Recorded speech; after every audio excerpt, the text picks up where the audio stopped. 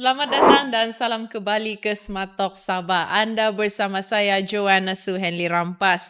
Dan pertama sekali saya ingin mengucapkan terima kasih kepada semua pendengar dan juga kepada semua yang masih setia untuk bersama-sama kami di Smart Talk Sabah. Dan sudah hampir 3 bulan ya saya tidak bersiaran dan tidak masuk ke studio, dan tempoh ini sebenarnya saya gunakan banyak untuk fokus kepada penyelidikan saya, dan namun proses tersebut sudah berjalan dengan baik, dan hari ini saya sangat gembira kerana saya kembali lagi ke studio, kiranya episod pertama lah bagi saya selepas 12 minggu tidak bersiaran. Dan dapat kita berbincang tentang topik-topik yang cukup hangat di Malaysia sekarang ini. Dan saya fikir tiada topik yang lebih sesuai untuk memulakan episod kali ini selepas 12 minggu ya tidak bersama-sama dengan anda semua, iaitu yang menjadi perbualan di seluruh negara. Um, Subsidi diesel bersasar ataupun tersasar. Jadi bila kerajaan memperkenalkan subsidi bersasar, matlamatnya sememangnya jelas, iaitu mengurangkan ketirisan, menjimatkan perbelanjaan negara dan juga memastikan subsidi ini hanya dinikmati oleh mereka yang benar-benar layak. Tetapi persoalannya, adakah dasar ini baik di atas kertas dan berkesan apabila dilaksanakan di lapangan? Jadi pada hari ini kita akan cuba memahami isu ini, isu tentang diesel ini, subsidi diesel ini dari sudut ekonomi, politik dan juga realiti kehidupan rakyat. Terutamanya kita di Sabah. Apabila kita lihat di Sabah ini yang mempunyai geografi, ekonomi dan cara hidup yang berbeza daripada rakan-rakan kita di Semenanjung. Jadi untuk itu saya amat berbesar hati kerana kita dapat menjemput seorang yang tidak asing lagi dalam bidang ini, seorang ahli ekonomi, pensyarah politik ekonomi di UiTM Sabah, Profesor Madya Dr. Firdausi Sufian. Terima kasih Dok ya, bersama-sama kami di Smart Talk Sabah dan juga bersama saya pada episod selepas 12 minggu saya tidak bersiaran. So thank you so much for coming to the studio. Welcome back. Thank you. So I think let's dive into the issue itself ya, tentang subsidi diesel ini yang sememangnya telah menjadi topik yang sangat hangat ya, diperkatakan mungkin semenjak 2-3 bulan ini, right? Sebelum kita menilai sama ada subsidi diesel bersasar ini berjaya atau tidak, okay, daripada Dr. Firdausi sendiri, saya rasa kita perlu memahami dulu rasional di sebalik subsidi diesel ini. Dan dalam dasar awam persoalannya bukan sama ada subsidi itu baik atau buruk lah, ya, tetapi adakah dia benar-benar sampai kepada golongan yang memerlukan equity ataupun bukan sekadar equality.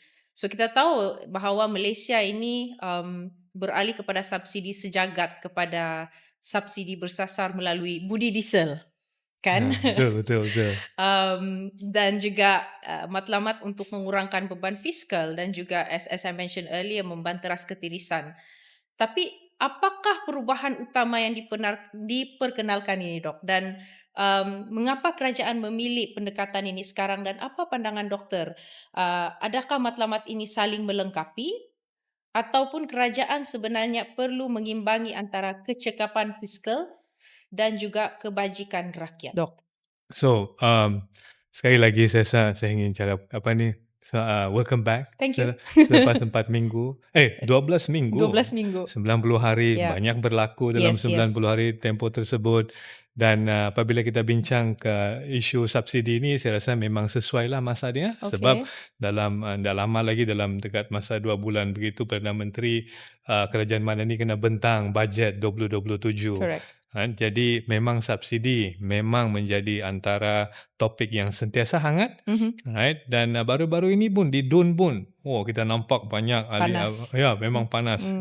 Kita punya ahli DUN pun banyak membincangkan tentang subsidi diesel, tidak cukup, 200 liter untuk diesel memang tidak cukup, kan?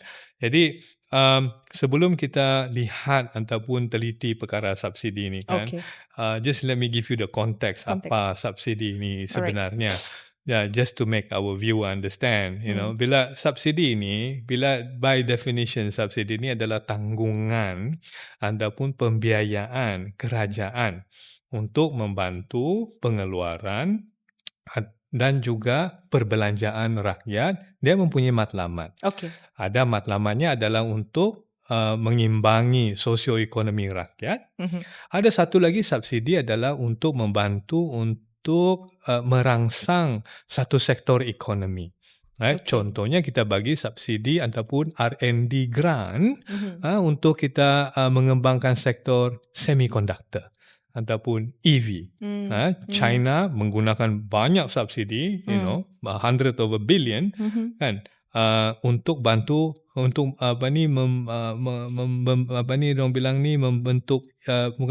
untuk merangsang ekonomi EV contohnya.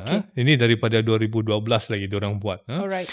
So subsidi tengok banyak dia ada banyak kategori. Okay. Alright. So sekarang yang kita bincang ini adalah untuk mengimbangi perbelanjaan rakyat. Tapi kita tidak juga boleh keluar daripada perbincangan sebab subsidi bila kita cerita adalah minyak. Jadi ianya juga untuk membantu dari segi kos pengeluaran sebab banyak barang memang memerlukan minyak untuk mengeluarkan barang. Sektor pembuatan. Right? Jadi dari segi akademiknya dia dibagi kepada dua, iaitu distributive policy dan juga redistributive policy. Distributive policy ni biasanya blanket policy. Contohnya kita bagi blanket dahulunya lah sebelum ada Budi 95 ini kan, sebelum itulah kita bagi blanket subsidi kepada diesel. Right? Harga yang tetap kepada semua industri. Sebab kita mau membantu sektor perniagaan. Right? Dan juga rakyat. Itu dipanggil ataupun untuk kita punya pertanian, petani-petani kita, dan juga dari segi untuk membantulah, dia blanket. Dan satu lagi redistributive ini dia bersasar, dia melihat kepada dia targeted group, seperti apa yang kita alami sekarang ini. Right? Dia bersasar, tapi tidak melihat daripada segi kategori pendapatan, tetapi dia bersasar dari segi liter lah. Budi 95, maksimum 200 liter. Jadi apa yang kita lihat sekarang ini, subsidi ini dia memang penting untuk rakyat, memang penting untuk negara, tapi subsidi ini kita kena play it right lah. Subsidi ini terutamanya apabila kita ada krisis. Alright, subsidi memainkan peranan penting. Alright, sebab dia kena bantu rakyat. Right? Tapi kalau terlalu banyak, kan, dia akan menjadi subsidi ni umpama macam steroid, So when you are sick, doctor can prescribe you steroid, tapi it will not be prolonged. Hanya temporary, painkiller. It's a painkiller. Ya, painkiller. Kalau kita masih ingat, just to flashback, 6 tahun yang lalu, bila kita ada COVID-19, right? So, kerajaan banyak bagi package rangsangan, subsidi yang melambung tinggi. Kan? Itu hanya untuk prescription sementara sahaja. Right? Jadi ini yang kita kena jaga-jaga dengan subsidi ini. Now, kalau kita tengok sejarah Malaysia dari segi subsidi lah, you don't have to go back as early as 70s or 80s. Let's go back 26 years ago from 2000 until now. Okay. Jadi memang subsidi kita, kalau kita secara umum lah, kerajaan biasanya berbelanja dekat 20 billion, 25 billion. But ada yang pernah naik sampai 40 lebih billion pada 2013 dan juga 2014. Right? I think you can know lah, that time there was the GE masa tu, masa Perdana Menteri Najib Razak lah. Right? We will discuss about that even further later. Let's focus on the dasar dulu. So, tapi pada 2022, that was the peak lah. Alright, I think if you ask anyone, economist at that time, our subsidy was 77.7, close to 80 billion, 80 billion subsidy.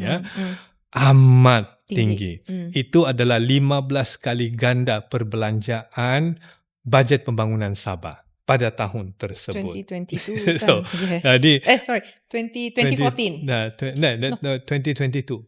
Oh, 2022. Yes, yes, So yes. masa 2014, 2013 masa tu semua orang bising subsidi tinggi, Yeah. 40 billion. Yeah. But little that we know, nobody can predict COVID. Right, Alright. correct. So that was the highest lah.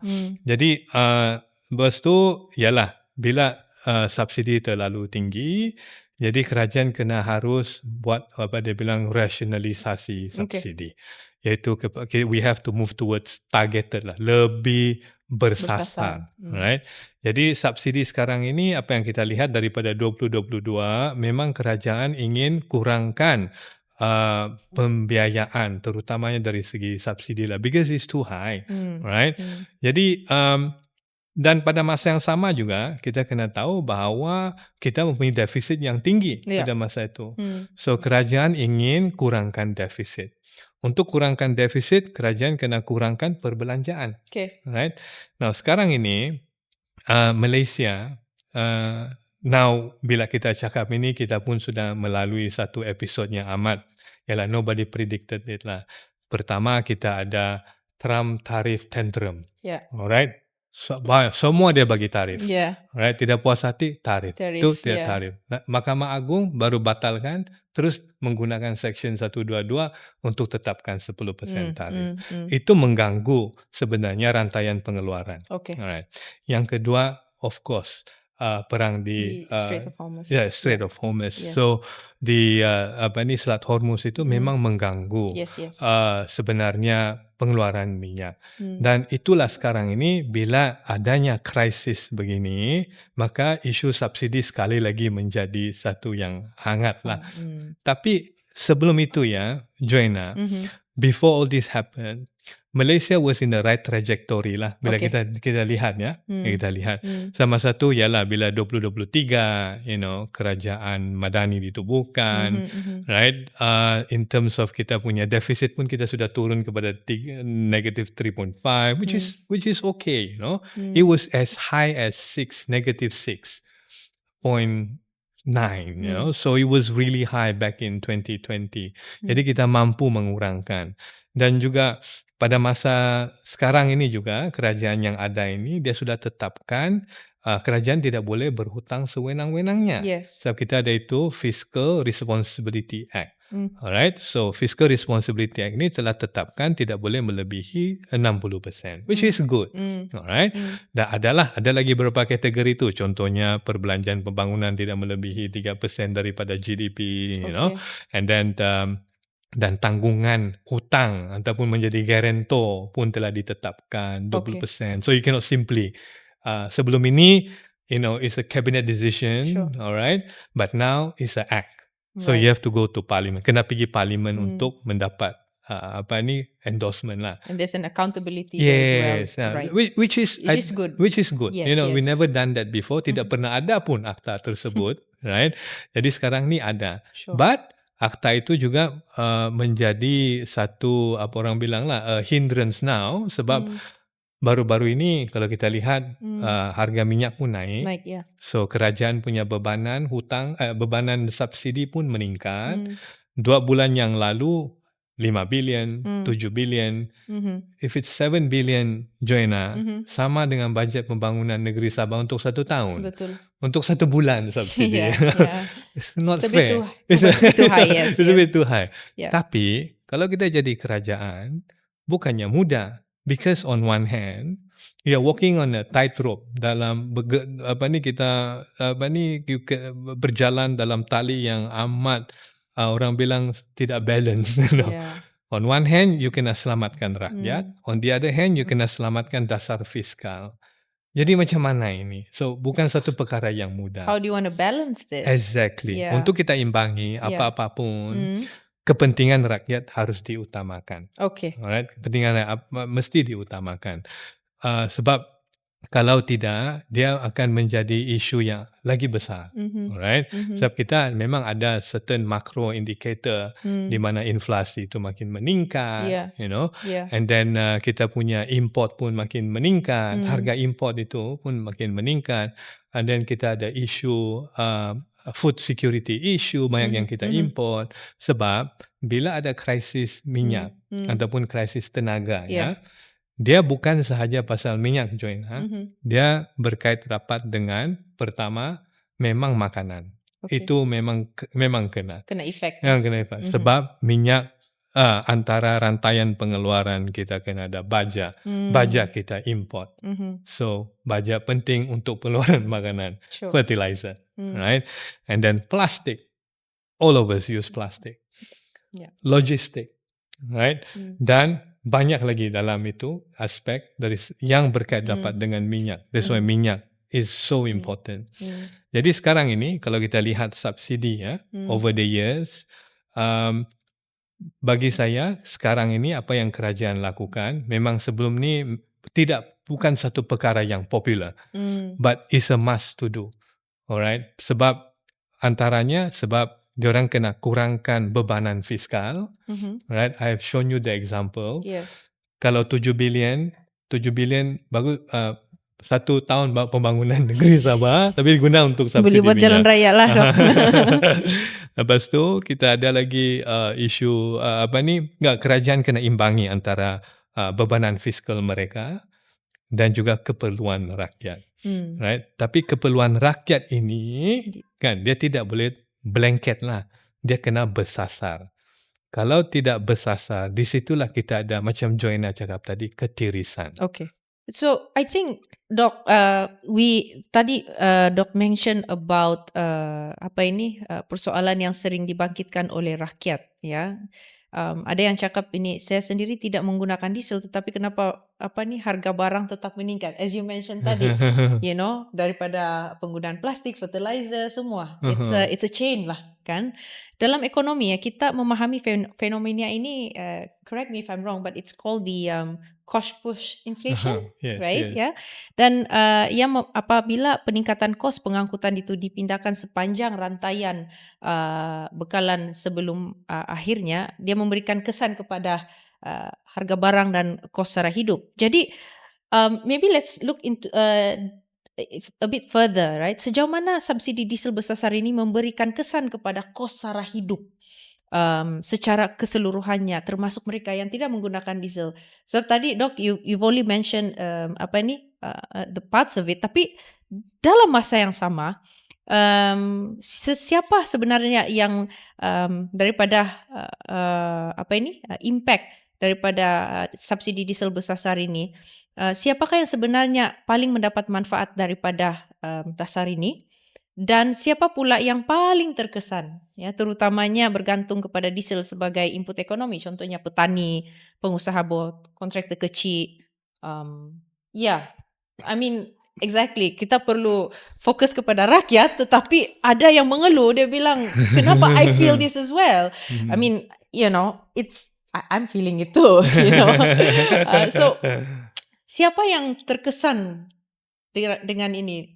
Exactly. How do you want to balance that? As you mentioned tadi, balance, but then the reality is bukan senang. Ya, bukan senang. What's your thought? Kadang-kadang jadi kerajaan ni bukan senang. Sebab on one hand, you kena balance you punya dasar fiskal because you have to make hutang tidak boleh terlalu tinggi. Bila terlalu tinggi, perbelanjaan yang banyak menyebabkan wastage ataupun ketirisan, perbelanjaan yang tidak berhemat, kan? Nanti orang bilang rating tu tidak cantik pula. Bila rating dah cantik pula, dia reputasi negara tidak berapa baik. Right? Dan kerajaan itu sendiri pun. Exactly. Nanti kena spin lagi isu, your deficit is worse, bad, tidak bagus, alright. Tapi on the other hand, kan pula kita jaga rakyat. But before that, Joanna, let me just tell you a bit of the context. So sekarang yang isu menjadi subsidi yang begini sensasi sekarang ini disebabkan pertama adalah krisis. Tapi sebelum krisis itu, kalau kita tengok rasionalisasi subsidi, baru-baru yang pada September 2025. So bila kerajaan perkenalkan Budi 95 itu, saya rasa itu satu pendekatan yang baik. Sebab pertama ialah dia tetapkan harga RM1.99. But at that time harga minyak Brent $65. But nobody ever thought, there will be a war di Selat Hormuz. Tidak ada orang boleh predict. Yalah. Jadi itu yang menyebabkan subsidi itu menjadi, masa itu tidak silap saya, dia punya bill mungkin around what? They set aside 11 billion back then untuk 1 tahun, budget untuk 1 tahun, which is okay. Macam kalau kita fikir pun okay, pendekatan yang baru. Jadi dengan duit yang lebihan itu, kerajaan boleh kurangkan defisit dan boleh tingkatkan mungkin sumbang tunai rahmah, SARA, dan banyak-banyak lagi insentif-insentif yang kerajaan boleh berikan untuk yang diperlukan lah. Alright. Jadi sekarang ini Malaysia punya profil berbeza sikit selepas 1997. Sebelum ini kan kita tidak hutang kita surplus, kita negara dia dah dalam merekodkan akaun yang surplus. 1997 kan lepas ASEAN Financial Crisis itu, maka kita punya hutang kita sentiasa defisit. Right? Sentiasa defisit, dan kerajaan sekarang ini ingin kurangkan defisit tersebut. Tapi dalam proses mengurangkan itu, tidak pula sangka kita ada episod Trump tarif tantrum and then Selat Hormuz. Now, sekarang ini bila kerajaan buat pendekatan untuk buat rasionalisasi dalam proses, dalam ambang untuk okay sudah ini, benda itu berlaku. So bila benda itu berlaku, kerajaan have to do something about it. Alright, bila kerajaan have to do something about it, and it's painful lah. Like you say, bila ada krisis, memang ada cost push inflation. That one for sure. Sekarang ini in waiting. Sebab biasanya bila kita mau lihat ini kan, adalah kita punya indeks import. So indeks import sudah naik 5%. UNI kan, sekarang ini dalam proses dipanggil cost push inflation in waiting. Alright. Sebab ini ombak dia kuat, bentengnya adalah subsidi. Sekarang ini. So now we don't feel it. We don't feel that, we feel the pinch. But other country like Philippines, Indonesia, Thailand, Australia, all right, they felt the pain of inflation because of the war di Selat Hormuz. Kita ni belum lagi ni. Belum rasa. Ada sudah datang. I mean inflasi is there. Tapi benteng kita ini adalah subsidi. So somehow there's an illusion of stable price. Right? This is no joke because if you look at the index of import index itu memang jelas 5%. Kalau kita tengok DOSM punya laporan baru-baru ini inflasi kan, harga nasi campur naik, chapati naik, roti naik, kopi pun naik. So ini kopi kalau dia naik, maksud dia naiklah itu harga. Itu semua naiklah. So harga makanan sudah mula naik. Right? So bila dia sudah mula naik, kita masih lagi okay sebab kerajaan masih tetapkan RON 95 RM99. Tapi dengan terhad 200 liter. But to me at that time, back in 2025, masa itu dia tetapkan 300 liter kan? Yes. So okay lah. I mean, not much of a complaint then, alright. Tapi yang sekarang ini diesel subsidi diesel itu baru-baru ini bila dia punya rasionalisasi itu kerajaan telah turun mulanya Sabah Sarawak RM2.15. Betul. Alright. Everyone dia blanket. Semua sama. Semenanjung ikut market price. Betul. Banyak orang tidak happy. Okay, it should be equal. Right? Tapi Sabah dan Sarawak ada different economic reality. Kita tidak ada highway Duke, tidak ada highway seperti mana yang diorang ada. right? Geografi kita pun berbeza. Berbeza. Sarawak menggunakan boat Yeah. menggunakan diesel. Yeah. Boat is the main transportation Yeah. in Sarawak. Yeah. Electricity here also Exactly. we use diesel. Diesel Yeah. kita ada sikit from our total primary mix. Yeah. Kita ada 1.6% come Yeah. from diesel, Yeah. right? Jadi reality ekonomi kita amat berbeza, Yeah. right? Barang-barang kena hantar pergi Tongot tidak boleh petrol, mesti mau lori, diesel. You know? Kalau orang kamu bilang Jeep. Betul, Jeep. Jeep, bukan Jeep, Jeep. Jeep, Hilux, Yeah, bukan Hilux. Hilux. Right?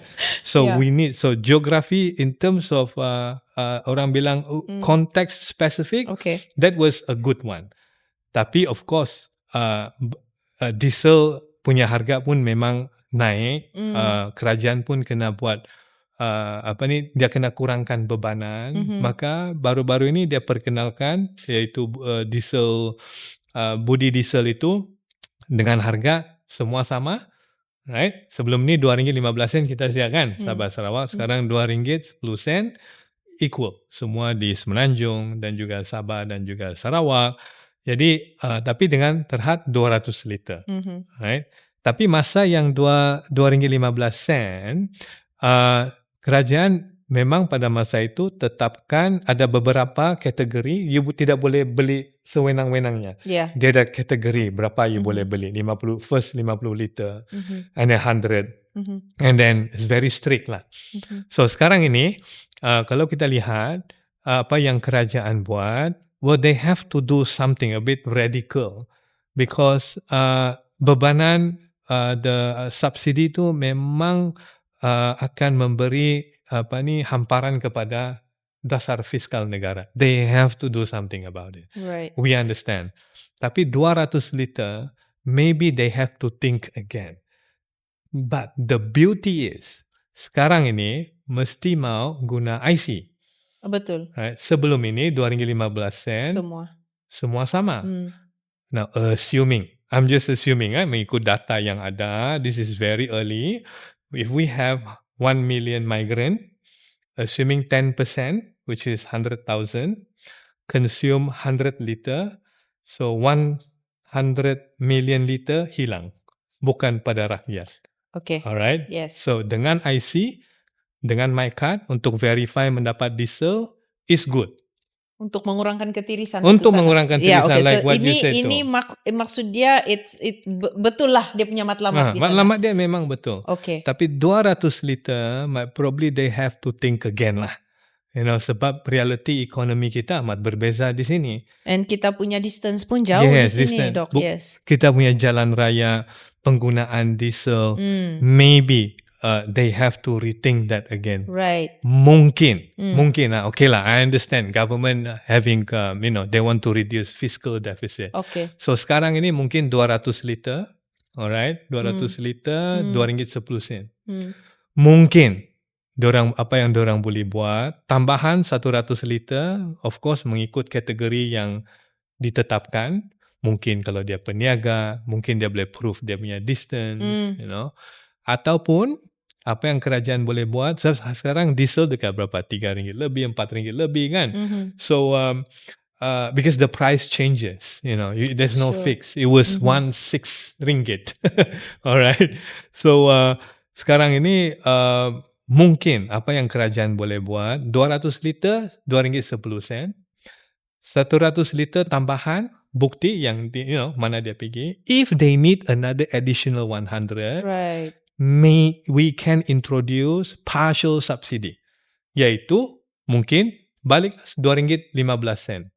So would you suggest this one untuk Sabah dan Sarawak sahaja? I mean kalau seluruh Malaysia lah. Seluruh Malaysia. So sejagat lagi lah seperti sejagat. Budi Exactly, 95 tu. Okay. So kalau you consume more than 500 liter, you guna market price lah. I see. Okay. So maksudnya kita bantu juga rakyat, but rakyat have to understand kerajaan pun kena juga mengurangkan bebanan. Yeah, Dok. This is something that would be interesting to know sebagai seorang economic and you analyze things. Tadi you mention pasal subsidi ini boleh dilihat sebagai benteng. Tapi Mhm. sampai bilakah benteng ini Ah. boleh bertahan?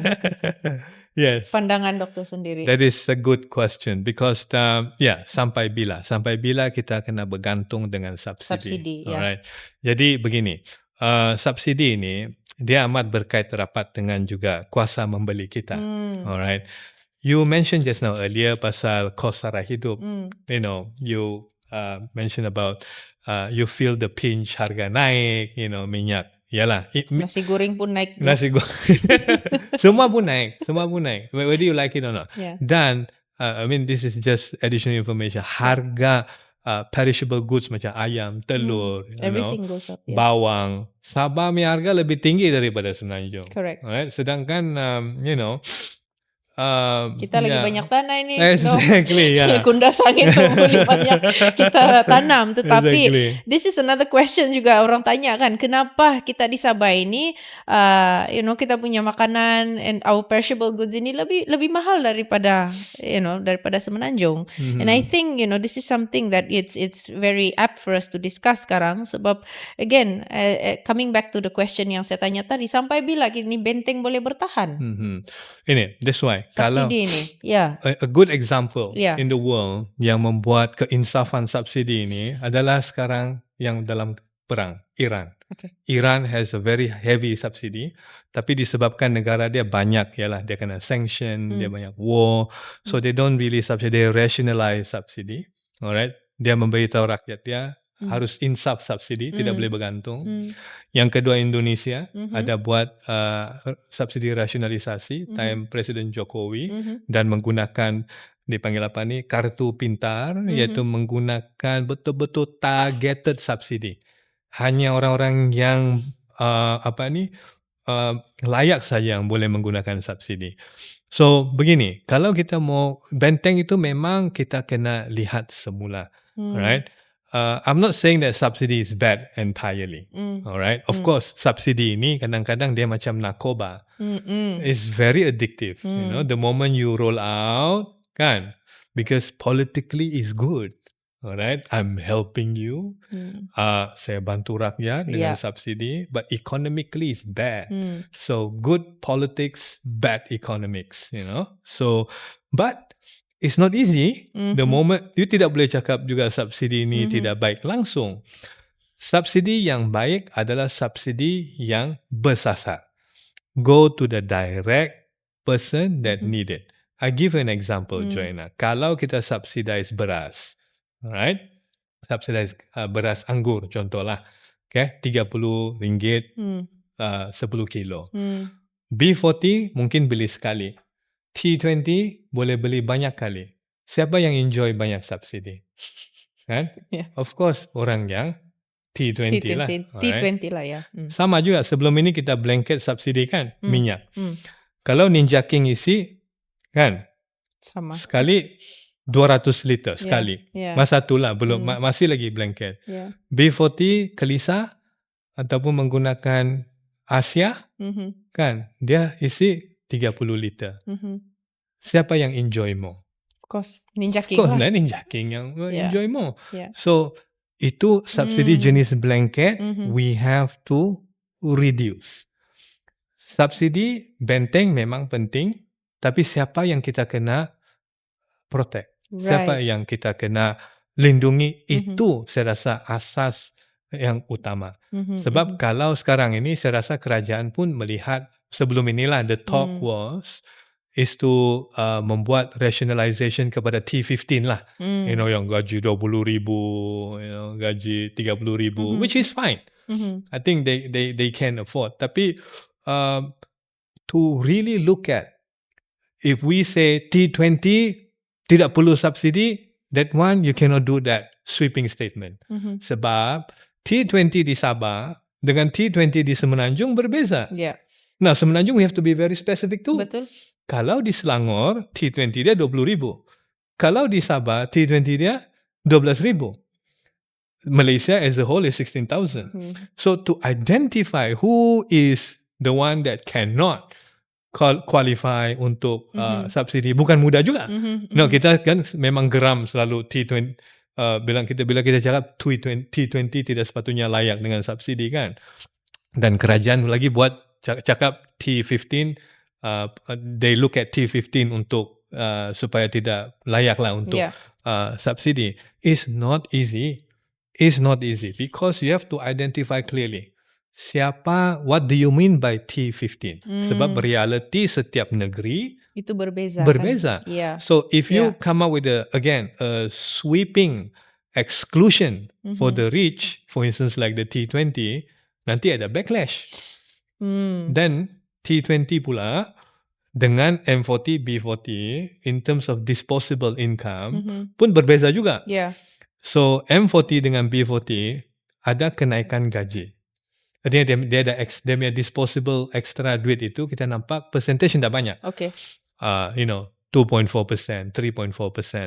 Tapi T20 disposable income for the past 4 years kita nampak ada negatif sikit. Okay. So sebab banyak perbelanjaan, So again, kalau I think this is a question that the government really have to thoroughly look at.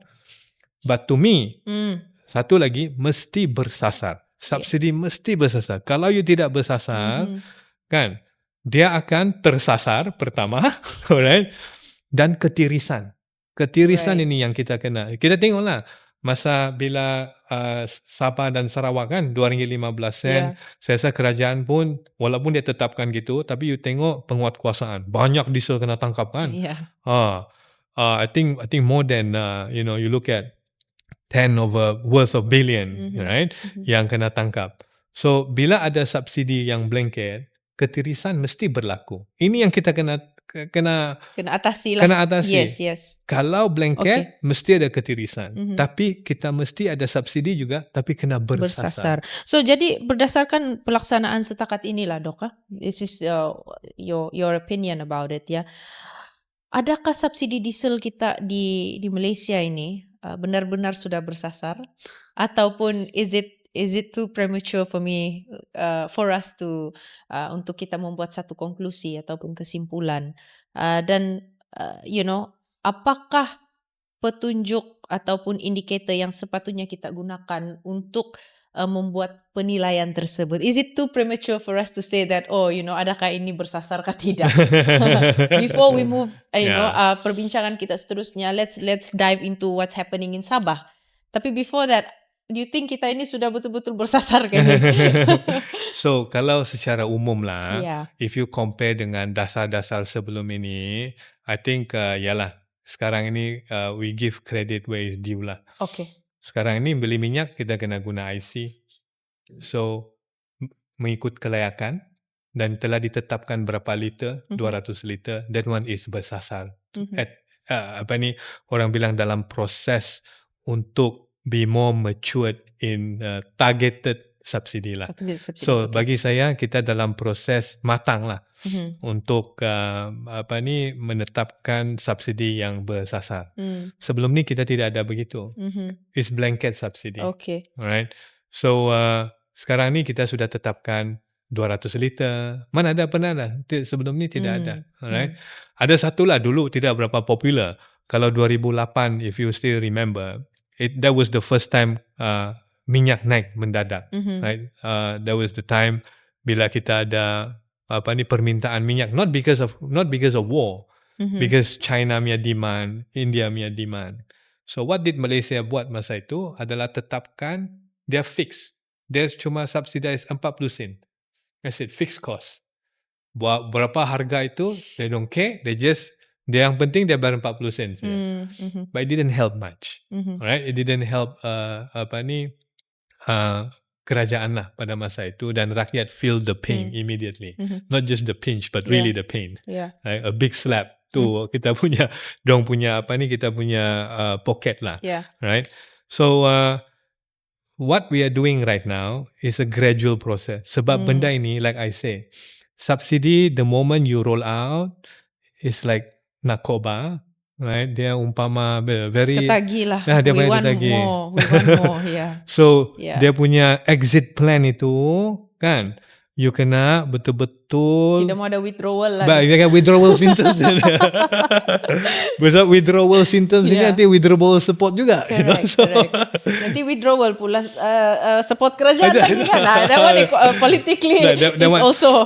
Well, it goes without saying. Exactly. But yes. Yeah. So you got to be very careful sebab like this. On one hand, what we are doing right now. Walaupun bersasar itu secara progresif, that is the right track lah. You cannot immediately just take out like that. The pain is because apa yang kita nampak sekarang 2019 hingga 2024 secara purata kita punya inflasi is 9.5%. Pada tahun yang sama juga, the same period, kenaikan gaji hanya 7.5%. Simple analogy, RM100, RM25 pergi dengan inflasi. So you only have 75 ringgit. What can you buy with 75 ringgit? With all kita punya harga semua meningkat exactly. Juga. So itu dia punya isu sekarang. So kerajaan sekarang ini masih lagi whatever the government can do lah. Alright? Benteng itu, like you said, tidak boleh bergantung lama, tapi biarlah pecah juga benteng. Dia retak juga. So ombak itu terlalu kuat. Betul. Alright. Jadi we don't want people to suffer just because we withdraw entirely the subsidy. Kita keluar begitu. It's not fair neither. Right? You will cost more. Inflasi yang makin meningkat. You know, we learned this from Indonesia. Alright. So Indonesia did that. Dengan bila dia perkenalkan kartu pintar masa itu, they withdraw subsidy, alright, but they give directly to the poor people, identifying who is the right people. They did that, dorang buat itu jelas siapa yang layak, orang mendapatlah duit terus, tapi subsidi ditarik. So you tarik subsidi, tapi duit yang ada itu you bagi dengan rakyat yang memerlukan B40. Macam di Malaysia, kita ada STR, which is bersasar tu. Joanna mungkin dah dapat lah. Right? Dok dapat. How I wish. Alright. So, itu bersasar. Alright. Jadi, minyak pun sudah bersasar. We never done that before. I mean, government never done that before, which is quite good. Right? Tapi ada yang tak bersasar, contohnya macam yang RM100 sarang, everybody got it. You know, regardless T15, T20, and the rest. So I think itu kena jaga sikit lah. Okay. Let's look into perspektif Sabah ya. Adakah satu dasar ini sesuai untuk semua lah? Because there are many schools of thoughts. You know, you cannot do this to Sabah. You know, Sabah is a different geography, different situation as you mentioned tadi. And then of course, Doc, you also mentioned that T20 di Sabah bukan sama dengan T20 di Selangor. Kan belum ada satu dia punya how do you say this, apa itu sebenarnya T20? How do you describe T20? It's not the same as Sabah. Sabah tidak sama dengan Sarawak. Sabah tidak sama dengan Selangor, tidak mungkin sama dengan Pahang.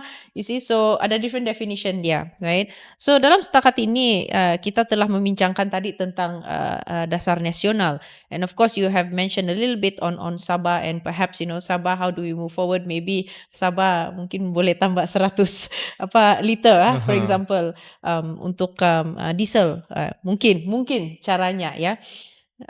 So Malaysia bukan sebuah negara yang kira seragam lah ini, ya, tidak sama. So saya rasa ini persoalan yang perlu kita juga kupas hari ini, sebab sejak pelaksanaan subsidi diesel ini diperluaskan di Sabah since the 1st of July, kita melihat pelbagai maklum balaslah daripada rakyat. Okay, industri, in fact wakil rakyat as you mentioned juga tadi, Dun pun bising panas pasal ini hal kan. Kerajaan negeri juga bersama dengan Kementerian Kewangan juga kini mereka sedang meneliti cadangan untuk penambahbaikan mekanisme yang sedia ada. So daripada pandangan Dr. Fidausi sendiri, apa cabaran sebenarnya subsidi diesel ini yang terletak pada prinsip subsidi bersasar itu sendiri? Adakah reka bentuk dan juga pelaksanaannya mungkin belum mengambil kira realiti Sabah? Is it that dalam konteks ini adakah sudah tiba masanya mungkin Malaysia mungkin beralih daripada pendekatan one size fits it all ataupun lebih bersifat kepada place-based policy for Yes, Sabah punya betul. Sabah punya situasi. Apa Well, pandangan? I mean, one size fit all is always, I mean, dengan era sekarang ini kan. Yeah. I think Yeah. konteks matters. Kalau mau buat perubahan ataupun apa-apa reformasi institusi, kita mesti mau tengok konteks, right? Bukan setiap ideal perubahan itu sama kita boleh terima sebab terutamanya di negeri Sabah ini amat berbeza. Right, Sabah dan juga Sarawak lah. Yeah. That what's actually make Malaysia very unique, you know, a unique federation. You always talk about that too in autonomy, you know, MA63 amat berbeza dari segi konteks. That what makes actually Malaysia very unique. Unique in a way that, you know, federal is very centralized in many aspect lah. Kan? Kalau melihat pada reality Sabah, which is true, sebab ekonomi kita amat berbeza, right? Konteks kita amat berbeza. The means of transportation macam mana kita menggerakkan dari segi aspek logistik pun berbeza. Yeah. Even kita punya total primary mix of energy pun berbeza dengan Semenanjung. Exactly, yeah. Berbeza dengan Sarawak, you know. So how we generate energy pun berbeza, kan? So to that extent, right? So bila kita mau merangka satu perubahan, terutamanya inilah subsidi rasionalisasi ini. In fact, dalam rancangan Malaysia pun mungkin, you know, maybe it has to be also looking into Sabah and Sarawak. Yes. Looking at the bigger context. Exactly, yeah. Tapi for RMK13 recently, thank you for bawa itu sebab you know, blue economy now is the big thing. Correct. Dalam RMK13. Sabah spearheaded that one. It started from Sabah yang kita cerita pasal blue economy dan sekarang telah dimasukkan sebagai main economic pillar untuk RMK13. Right, which is good. See, and it's Sabah, you know. Jadi yes, bila kita cerita tentang reformasi ekonomi, memang kena lihat pada konteks. No template can fit all the same thing with the same template. No one size fit all, right? Contohnya bila kita buat rasionalisasi subsidi, masa itu bila kita ada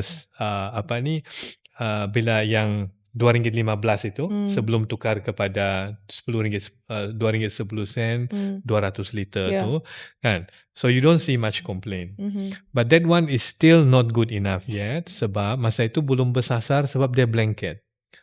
Now diesel ini kalau kita lihat kan, dia punya penggunaan tidaklah sebanyak seperti kalau ikut in terms of liter lah. Dia 8 billion liter bandingkan dengan RON 15 dekat 18 billion liter for in a year.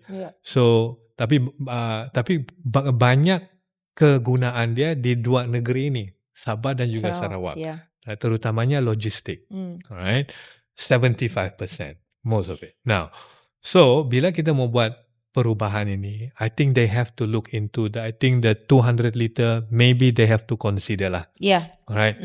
Like I said lah, kalau tidak boleh consider pun mungkin menggunakan macam bersasar juga macam saya cakap tadi itulah. 200 liter masih lagi RM2.10. 100 liter you mohon, government give apalah criteria, right? So the other 100 liter mungkin RM2.15 lah. But lebih daripada itu you go market price lah.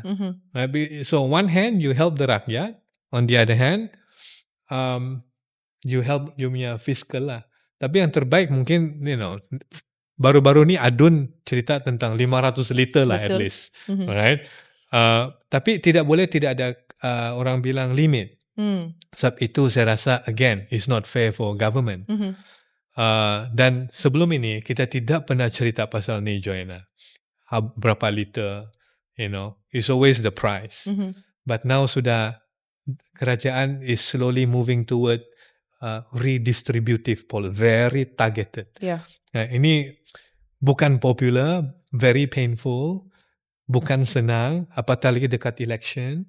Jadi, it's not easy, it's really not easy, especially kalau kita mau tetapkan subsidi rasionalisasi. But whatever we do, kita kena lihat tentang reality ekonomi setiap konteks. Even for Sabah pun, wilayah dia daerah pun keperluannya berbeza. Yeah. Right? Di Tongot berbeza, keperluan Pitas berbeza, Kudat berbeza. So every region have different context. And we are the second largest state, kedua paling besar. So it's different. Economic reality is completely different. Right? So reform is must, but it has to tie. Dia mesti melihat pada reality, melihat pada konteks. Oke, kita berehat seketika. Now, let's move on to politics or economy. And I think ini antara satu perbincangan yang isu yang saya amat juga be interesting for us to talk about, because we can talk about dasar policy, tetapi politics definitely it's only right. Ini saya rasa adalah elephant in the room lah Bani kita mau cakap ya. Setiap kali kerajaan bercakap mengenai subsidi, perbahasannya hampir pasti menjadi isu politik. Kan macam kita cakap tadi, kalau tidak ngam dia punya polisi, pandai withdrawal. Kan, right? So sedangkan daripada perspektif ekonomi, ramai yang mengatakan bahawa reformasi subsidi adalah sesuatu yang sukar dielakkan jika Malaysia mahu memastikan kedudukan fiskalnya mampan lah, yang macam Dok sudah panjang lebar bagi penjelasan tadi. So mengapa reformasi yang dianggap perlu dari sudut ekonomi sering kali menjadi begitu sukar untuk diterima dari sudut politik? Sebab ini sebenarnya kalau kita melihat sejarah, ini bukan perkara yang baru. Sekarang ini, we look at 2008, ketika itu harga minyak, kalau saya tidak silap mungkin USD 140 USD setong. 2008, that was under kerajaan the late Abdullah Ahmad Badawi kan, dan ketika itu kerajaan telah menaikkan harga petrol dan diesel secara mendadak. And what happened after that? Antara itu adalah isu yang menjadi isu menjelang PRU12 pada masa itu. Of course, it affected the government at that time, right? The ruling government at that time. Juga berlaku pada tahun 2014. As you mentioned earlier, yang di mana harga minyak dunia mula menurun, kerajaan telah memperkenalkan mekanisme, dan sekarang pula mekanisme apa ini dia panggil manage float, right? At that time during Najib's time, ya. Sekarang pula kerajaan Madani, isu pasal ini subsidi STR dan sebagainya, right? So again, let's go back to the issue of politics here, right? Mengapa reformasi itu dianggap perlu dari sudut ekonomi, tetapi dia ada efek dengan politik juga? How do you want to balance that? Betul. I mean, apa-apa perubahan pun reformasi, you boleh tanya kepada ahli ekonomi, pengubah dasar. Yeah. Boleh tanya dengan dia orang. Kita buat macam sekarang ini, kita boleh bagi idea. Tapi the reform market, pasaran reformasi ini hanya terletak pada tekad politik, iaitu political will. Okay. Alright. It is only the political will that can bring reform. Tidak ada lain dan tidak ada bukan.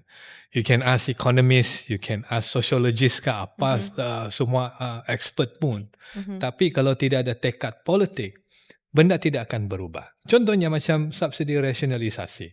Itu adalah satu tekad politik. Kalau tidak ada tekad politik, tidak berlaku. We see that before. Mana ada kita cerita tentang 200 liter RM2.15 budi diesel sebelum ini, mana ada. Right? Before this, kerajaan tetapkan benda yang sama sahaja. Like I said, kalau apa-apa pun reformasi yang ada, memang dia berada di tangan ahli politik. right? Whether you like it or not, right? Tapi sekarang ini kan, as much as political will itu penting, dengan keadaan ekonomi yang begitu tidak menentu, geoekonomi yang tidak menentu, right? Dan benda ini bukanlah satu perkara yang baru sudah. Selepas COVID-19 sehingga sekarang ini, well, to be fair, kalau kita berlaku adil dengan kerajaan, Malaysia walaupun kita merekodkan GDP yang negatif masa COVID, tapi kita ada V-shaped curve. Okay. Itu benda yang baik. Setiap krisis yang kita lalui, kita sudah lalui 6 krisis by the way, Malaysia merekodkan V-shaped curve. Kenapa begitu? I think we again orang bilang dasar kerajaan kita amat penting. What is your policy and what is the end game? Itu yang penting itu sebenarnya. Where are we heading? Memang semua pelabur kah, businessman kah, semua pun tahu bahwa dengan keadaan sekarang ini memang tidak menentu. Tapi apa yang memberi orang bilang silver lining ataupun the light in the end of the tunnel, apakah you punya dasar? Right? Sekarang ni Malaysia ada dasar. Kita ada dasar NIMP, right? Kita ada RMK 13, kita ada NETAR untuk renewable energy. Kita ada NSS, National Semiconductor Strategy. Kita ada banyak dasar. Sabah pun ada dasar juga. Kita ada SMJ 2.0 sekarang. Kita ada CRAM, Sabah Energy Roadmap and Master Plan. Kita ada blue economy, So dasar-dasar begini sebenarnya yang memberi orang bilang penentu kepada kelangsungan dan kemampanan ekonomi itu. Namun kemampanan itu amat terhad sekiranya tidak ada tekad politik untuk berubah, right?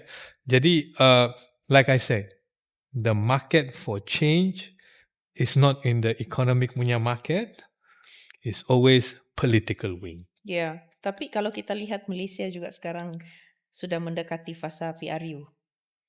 Bila-bila saja ini boleh sudah dengan apa yang keadaan sedang berlaku di Semenanjung ya. After Johor Negeri Sembilan, and of course Melaka will be coming soon. And then Sarawak also is due. By next year, I think that is where PRU is going to happen as well. Now, of course, isu ini subsidi akan menjadi isu topik yang sensitif setiap kali kerajaan cuba untuk melakukan reformasi, as you mentioned lah tadi kan.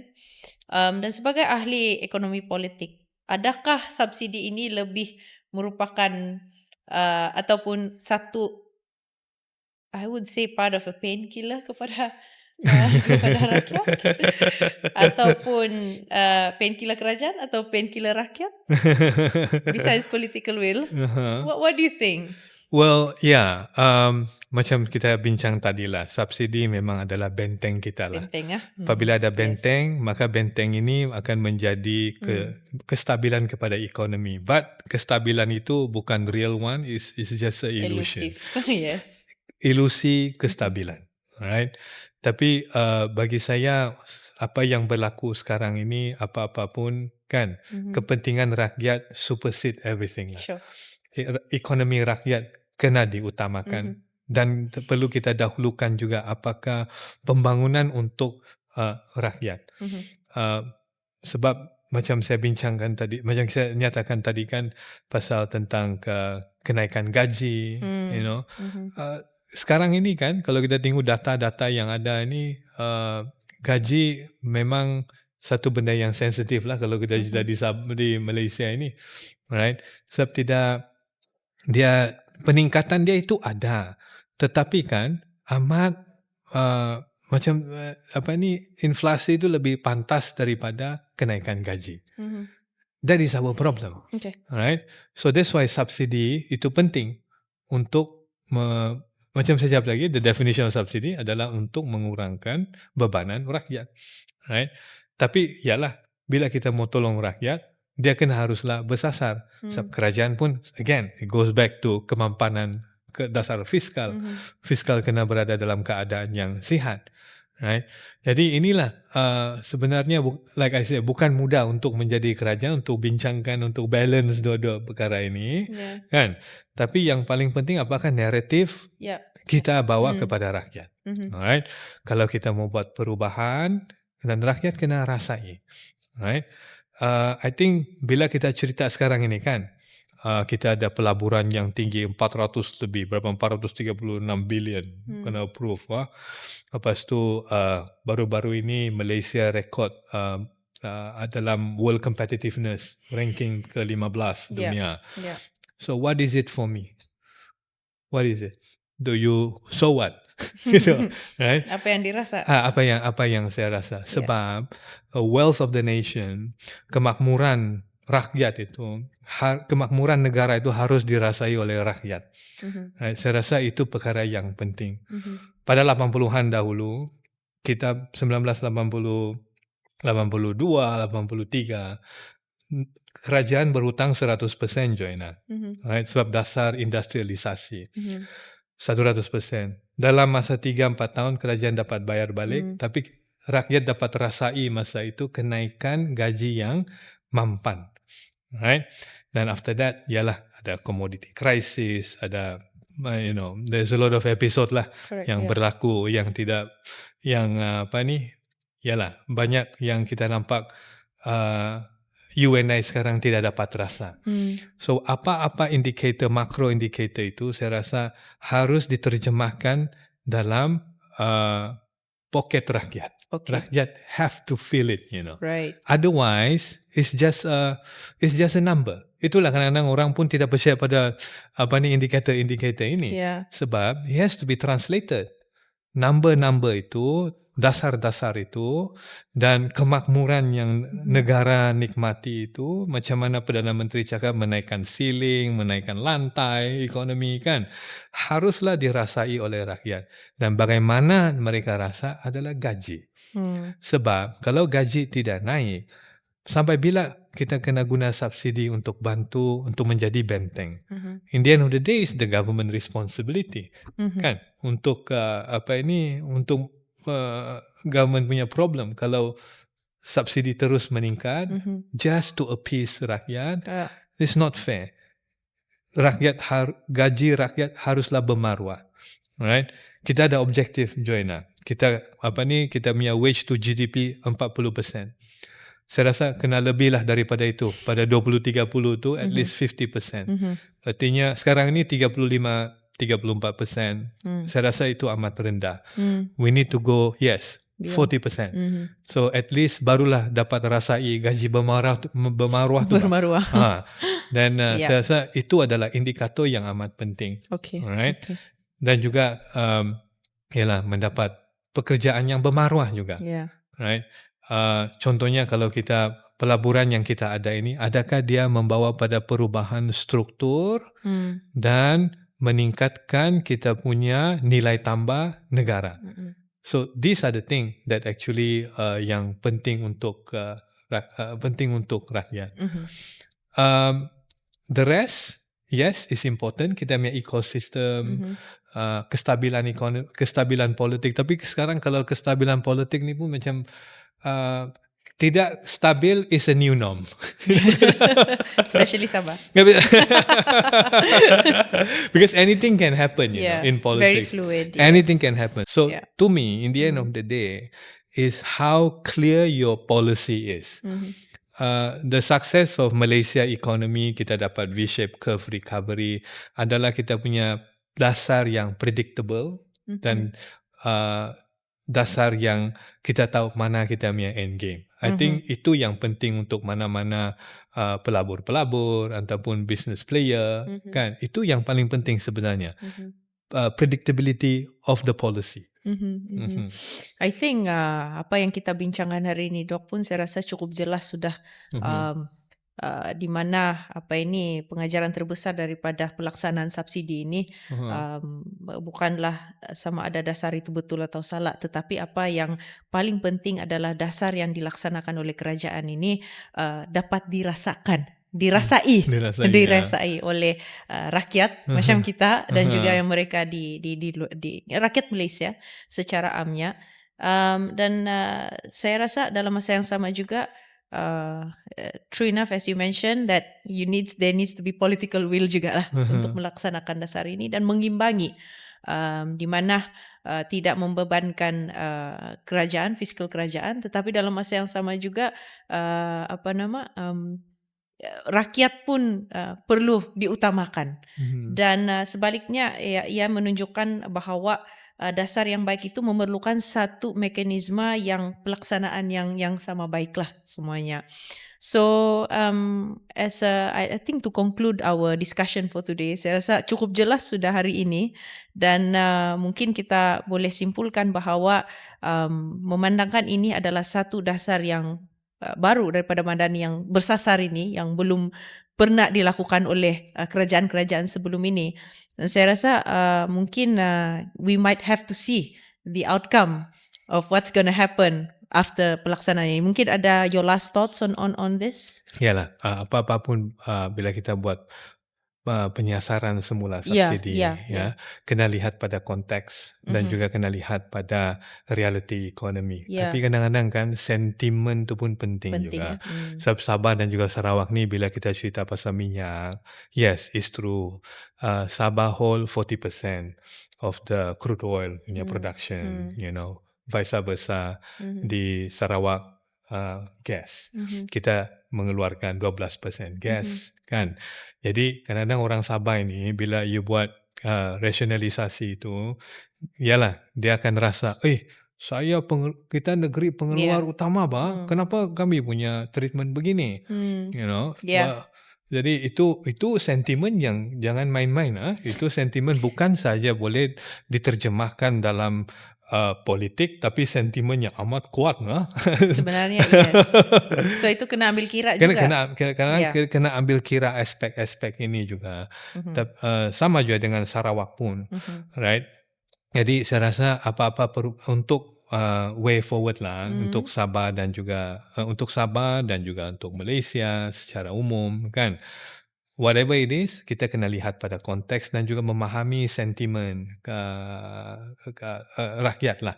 Alright, terutamanya dari segi untuk penyasaran semula subsidi ini, ialah orang-orang Sabah kita kena prihatin, realiti ekonominya berbeza. Dia pengeluar sumber utama, tapi kenapa subsidi penyarasan semula 200 liter, contohnya lah. That kind of thought, is in Sabahan's mind. Orang bilang don't play. It is like that. Tapi pada masa yang sama juga naratif yang penting, penjelasan yang penting daripada kerajaan pun kena jelas. Okay. Right, that one is very clear. Communication. Right, selain daripada pelaksanaan adalah asas utama kejayaan dasar, tapi bagaimana kita set naratif itu dan juga bagaimana kita salurkan kepada rakyat kena jelas juga. Sebab sekarang ini banyak informasi di social media, spin sana spin sini, yang tak betul pun dia spin, kan, yang skala fitnah pun ada. So bagaimana kerajaan kena tangani disinformation ini, alright, dan juga jelas apakah dasar yang baik untuk rakyat itu, right? So whatever it is, yes, orang bilang economic success lies on implementation, not just simply a vision, right? You mesti mau ada implementation yang jelas. Tapi pada masa yang sama juga pelaksanaan dasar ataupun subsidi does not lie in dollar and cents, alright? Dia juga bergantung dengan bagaimana kita communicate, bagaimana kita set narrative, bagaimana kita sampaikan dengan rakyat agar mereka dapat jiwai, itu pun penting juga. Sebab dasar bukan saja dollar and cent. Yes, dollar and cent is important, but how you communicate, how you tell people. Right? Sebab sekarang ni dengan adanya social media itu, yes, there's so much information. Ada yang tak betul pun. Right? So how do you set and how do you tepis all this disinformation ni pun penting juga. Right. So kita punya peranan ahli politik di Sabah pun mainkan peranan yang penting, NGO pun penting untuk memahami informasi-informasi ini agar mereka boleh sampaikan kepada rakyat. Right. But whatever it is, apa yang kita lakukan, it has to be clear. Consistent, coherent. Clear, consistent, and coherent. That was a nice punchline, Doktor. So, terima kasih ya, Dr. Firdausi kerana bersama-sama kami dalam episod kali ini. Dan semoga apa yang kita bincangkan hari ini dapat memberikan penjelasan kepada pendengar-pendengar kita, terutamanya kita di Sabah ini. Dan juga rakan-rakan kita di Semenanjung yang apa sebenarnya juga berlaku di Sabah dan Sarawak. Jadi, terima kasih sekali lagi kerana bersama-sama kami pada hari ini di studio, dan semoga kita berjumpa lagi di episod yang akan datang, dan jangan lupa untuk subscribe kami di semua laman sosial yang Smart Talk Sabah, dan sehingga kita berjumpa lagi. Sabah Cakap, Malaysia Dengar. Saya Joanna Suhenli Rampas.